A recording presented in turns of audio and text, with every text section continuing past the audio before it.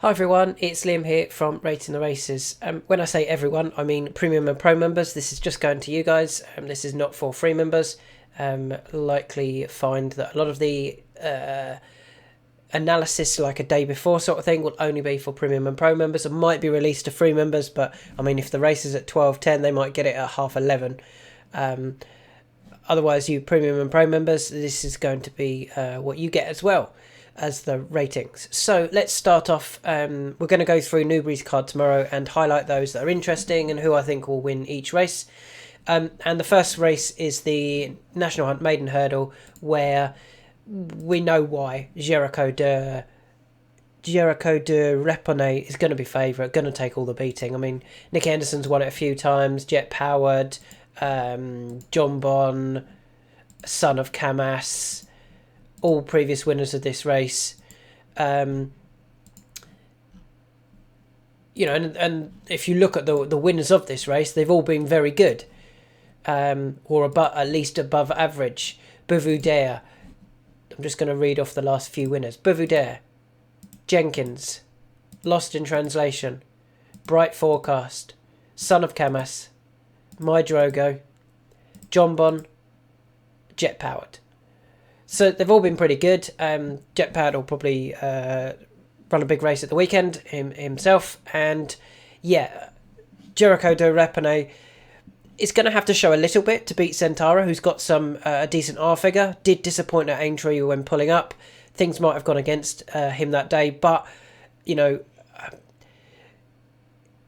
as what always happens with these races, the horse who wins this race generally goes or is already favourite for the Supreme Novice. They shorten. Does that mean they're going to win it? I mean, or if we just go through those last few, Jet Powered didn't win the Supreme, didn't actually turn up. John Bon didn't win the Supreme. My Drogo didn't win the Supreme. Son of Camas didn't win the Supreme. Bright Forecast didn't win the Supreme. Lost in Translation didn't win the Supreme. Jenkins didn't win the Supreme. Bouvoudère didn't win the Supreme. He was third, wasn't he? In a really good one behind Altior. Different Gravy didn't win the Supreme. Wild Blue Yonder didn't win the Supreme. I'll keep going. Puffin Billy didn't win the Supreme. It's a Gimme didn't win the Supreme. I'm trying to find the last horse who did win the Supreme from it. Kid Cassidy didn't win the Supreme. Belvano didn't win the Supreme. Copper Bleu didn't win the Supreme. Look at this, I'm back to 2008. The Package didn't win the Supreme. 2007. And that's as far back as I'm going. So all of those horses never actually won the Supreme Novice Hurdle anyway. So backing the horse now, I think is stupid. And backing the horse, even if it wins comfortably tomorrow, I think is stupid. You need to see that horse do a bit more. It should win tomorrow. It shouldn't have a lot to... It's going to be above average. It's definitely going to be above average. But does it mean it's going to win a Supreme Novice? Absolutely not. And I think... Let's just have a quick look at the market for the Supreme Novice. It's already favourite. It's not favourite, sorry. It's 12-1. But I think it'll go favourite tomorrow. After winning. And yeah, it shouldn't be. It should not be favourite just yet. So, keep a mind. Bleh, sorry, I'm not feeling great, so I'm going to get my words mixed up. Keep your mind open to, although this race generally turns up a good horse, not the Supreme Novice winner. So, yeah, Jericho de Reponnet will probably win tomorrow, but I won't be backing him for the Supreme, even if he wins by 25 lengths. Let's move on to the 1240, and there's one here that I do think is going to take all of the beating here, and that is DeGello. There's a few reasons that I like DeGello. So first of all, he was really highly thought of when he came over from England. He beat Heart of Duderie in a handicap hurdle really impressively last season, and then got beat a few times and looked to have just lost his way a little bit. His 8th place in an Imperial Cup wasn't a bad effort though, and then back this season over fences he was very impressive. So he battled to win it, but he beat Master Chewy, and I actually think Master Chewy will win again himself. I think he'll win at the weekend. Is he on Saturday or is he? Yeah, he's on Saturday. I think he'll win the final race on Saturday.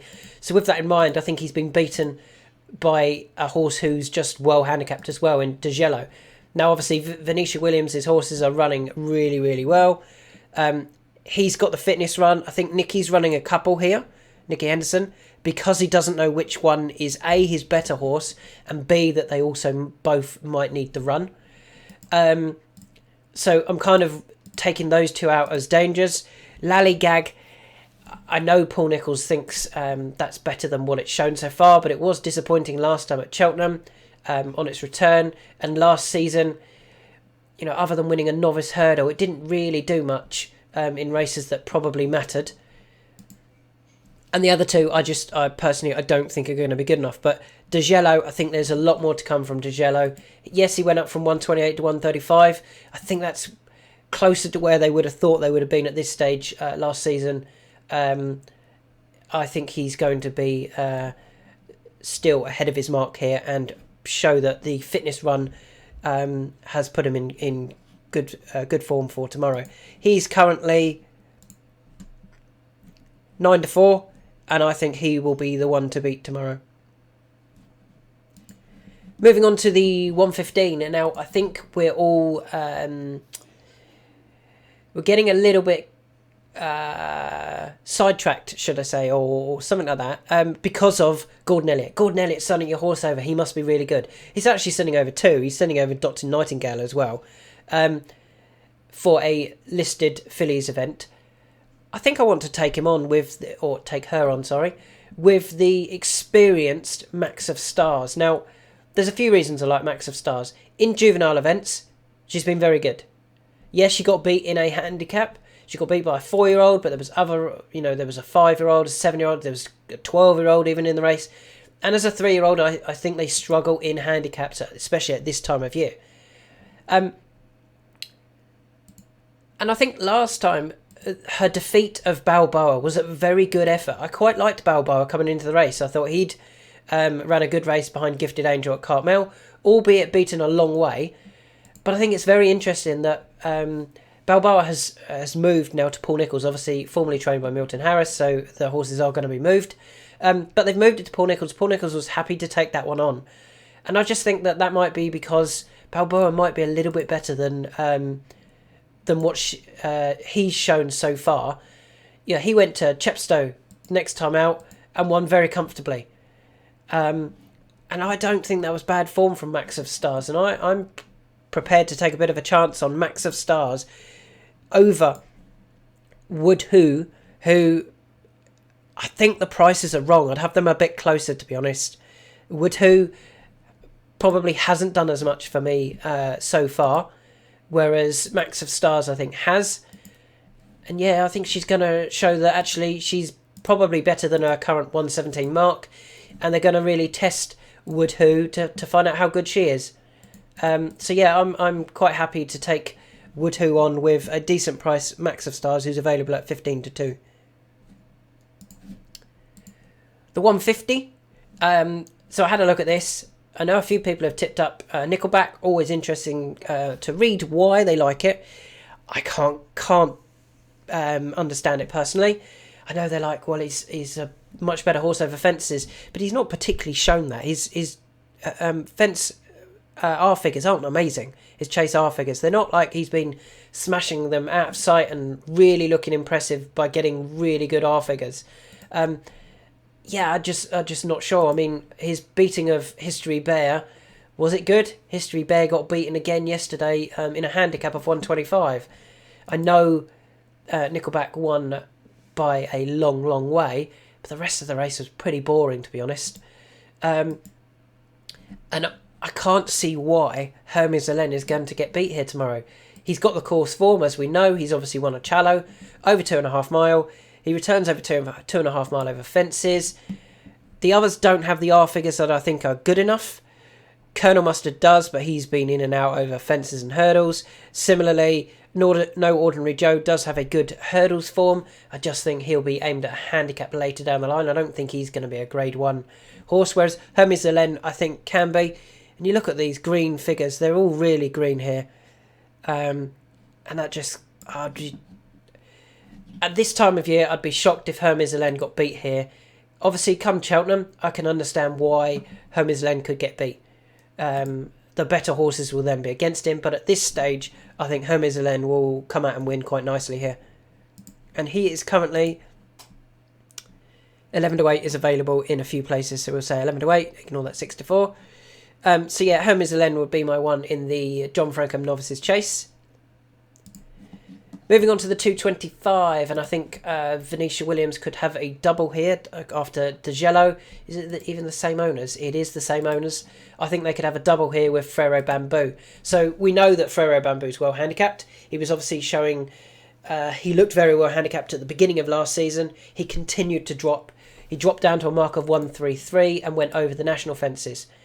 And he ran a really good race. He got beat by two national fence experts in Guestkill and Percussion. I think Percussion has won one, or at least placed. He's finished second in a Beecher. Sorry, he's finished second in the Sefton now, third in a Beecher, and third in a Sefton. And Guestkill had finished, he's now won a Sefton, he's finished second in a Beecher and second in a Sefton, showing that they really both love the fences. Frero Bamboo was having his first run over those fences. That was a really good run from him on his first start. He also kind of demonstrated that this 2.5 mile trip is what he needs now.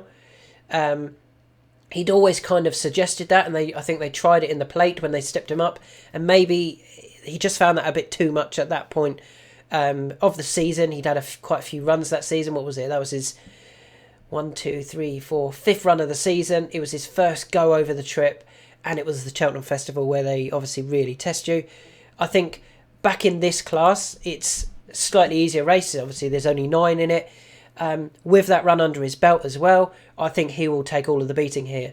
There are a few others that have had the runs. Can Do Kid, I don't think he's as well handicapped as Frero Bamboo. Red Rookie, and some of the others I think might need the run. Sail Away, Iron Bridge, Carl Philippe, the Big Bite could all need the run. And with that in mind, I think Frero Bamboo is the right favourite at 7 to 2, and I think he will take all of the beating personally tomorrow. Moving on to the 3 o'clock, you can see I've highlighted Marie's Rock. It's out of the front 3 in the market, isn't it? I mean, you'd be really surprised if Flight Deck, Hugo's New Horse or Mayenn's Glory can get involved. With those from the front 3 in the market, you've got the relatively unexposed Marie's Rock taking on the 10-year-old Dasher Drescher and the 11-year-old Paisley Park. Now, if Marie's Rock is to do anything this season, you know, in the Stayers Hurdle sphere, he's going to need to win, or she's going to need to win, tomorrow, isn't she? And I think she will. I think she's only 8, you know, she's not 10 or 11. I think they'll end up in the Stayers Hurdle. They were second in the Stayers at Liverpool. They'd won a Grade 2, the Railkill Hurdle. I think there'll be no issues with the track. The trip will be fine. I think she demonstrated that she does stay this far when finishing second aside Burley at Liverpool. I know she was beaten by an 11-year-old that day. It was an in-form 11-year-old. Paisley Park is not in form, and Dashel Drescher I don't really think is in form. I mean, his third recently to Botox Haas and Red Risk, that's not good enough for me. I mean, Middle and Park Racing should know between Marie's Rock and Red Risk who's better, and surely it's Marie's Rock. So yeah, I think she will take all of the beating tomorrow, and she is priced accordingly at 5 to 6. The final race that I want to give a quick mention to is the final race of the day. It is the 3:35, and the horse I quite like here is Ed Keeper. Now, I like Ed Keeper, and I also like Rambo T in this race, but I'm going for Ed Keeper on a few things. So first of all, last season looked like a horse that was getting well handicapped, and got a handicap mark of 118 before returning this season in a handicap when finishing second at Ascot. Now, I think Rebel Intentions is quite good. Rebel Intentions came into the race off the back of a second at Plumpton, having won at Fontwell, so was in good form anyway, and then has finished third recently to Skamalak Liath and Seafin. Well, Skamalak Liath looked very well handicapped that day, went off the 13 to 8 favourite. Rebel Intentions, I think, ran a really good race for a long way. Now, Ed Keeper has, for the second place at Ascot, moved from a mark of 118 to 124. So £6, which could look harsh. However, I think they both beat a very well handicapped Immortal. And I think we'll find that Ed Keeper is just still very progressive. You know, and he's taken on a lot of horses here that kind of, we know their mark, or they're not as progressive, I don't feel, as Ed Keeper. I think he probably needed that run as well. He was carried slightly left. He gave away a lot of weight that day to the eventual winner. And I think this time, without as much weight on his back, he's only got 10-13 instead of the 11-12. I think he'll feel like he's running loose. And I think he will go very, very close here. And he is currently 6-1, and I think he'll end off going shorter than that. I think he might go off second favourite, to be honest. It maybe just behind Highland for Nicky Henderson and Nicola Boinville. And I think that's only based on that Highland's won a couple of races. Some of his previous form wasn't great.